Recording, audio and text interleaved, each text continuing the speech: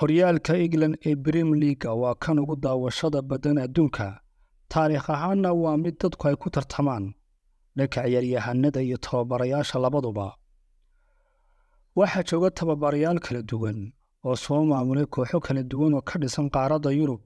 Kooxaha ka ciyaara horyaalkan waa kuwo halis badan, mana kala leh koox weyn iyo koox yar, oo marmarka qaar waxaa lagu ku qaban kartaa koox aad u haysatay mid awood yar oo aan ka badin karaynin.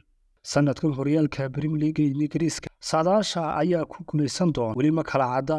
Saadaalayaasha horyaalkuna hal koox umay badin hanashada horyaalka ee sanadka. Saddexda kooxood ee imika u sarreeya Liverpool, Arsenal, Man City waxa kala hogaamiya saddex tababare oo mid walba haddii uu koobkan ku guuleysto taariikh u gaara uu dhigi doono. Tababaraha kooxda Liverpool ee Klopp waxa uu xilli horeba sheegay inuu sanadkan ka tegayo kooxda Liverpool. Haddii tababare Klopp koobkan ku guuleysto waxa uu noqonayaa tababarihii ugu horreeyay ee Pep Guardiola kaga guuleystay 2 horyaal oo ay wada joogaan taariikhda casriga.